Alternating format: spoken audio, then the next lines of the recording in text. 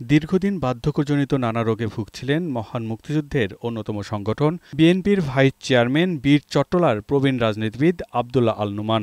বেশ কিছুদিন ধরে দলীয় কর্মসূচিতেও ছিলেন অনুপস্থিত। মঙ্গলবার ভোরে শারীরিকভাবে অসুস্থ হয়ে পড়লে দ্রুত রাজধানীর একটি হাসপাতালে নেওয়া হয়। সেখানে চিকিৎসকরা মৃত ঘোষণা করেন বর্ষীয়ান এই রাজনীতিবিদকে। আব্দুল্লাহ আল নোমানের মৃত্যুর খবর ছড়িয়ে পড়লে শোকের ছায়া নেমে আসে রাজনৈতিক অঙ্গনে। ধানমন্ডির বাসায় ছুটে যান তার দীর্ঘদিনের রাজনৈতিক সহকর্মী, বন্ধু স্বজনরা। প্রিয় নেতাকে শেষবারের মতো দেখতে আসেন বিএনপির মহাসচিব সহ সিনিয়র নেতারা। পরিবারের সদস্যদের সাথে কথা বলেন, জানান সহমর্মিতা।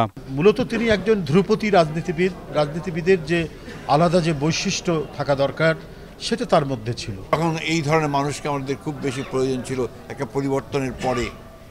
তখন তার চলে যাওয়াটা নিঃসন্দেহে আমাদের জন্য অত্যন্ত দুঃখের, শোকের এবং অপূরণীয়। পরিবারের পক্ষ থেকে বলা হয়, দুপুর 2:30টায় জাতীয় সংসদের দক্ষিণ প্লাজায় নেওয়া হবে সাবেক এই মন্ত্রীকে।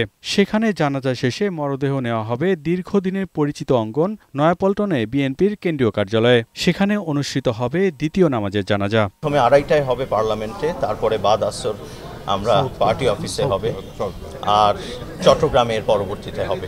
এদিকে আব্দুল্লাহ আল নোমানের মৃত্যুতে মঙ্গলবার ও বুধবার তার পূর্ব ঘোষিত রাজনৈতিক কর্মসূচি স্থগিত করা হয়েছে। 1945 সালে চট্টগ্রামের রাউজানের গহিরা গ্রামে জন্ম নেওয়া নোমানের ছাত্র রাজনীতির শুরুটা 60-এর দশকে। শুরুটা ছাত্র ইউনিয়নের রাজনীতিতে। ছাত্রজীবন শেষে মাওলানা আব্দুল হামিদ ভাসানীর হাত ধরে সক্রিয় হন শ্রমিক রাজনীতিতে।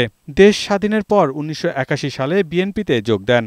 1991 ও 2001 সালে চট্টগ্রাম 9 আসন থেকে বিএনপির প্রার্থী হিসেবে নির্বাচিত হন। দুদফায় মন্ত্রী হিসেবে দায়িত্ব পালন করেন। মৃত্যুকালে স্ত্রী, এক ছেলে ও এক মেয়ে রেখে গেছেন আব্দুল্লাহ আল নোমান।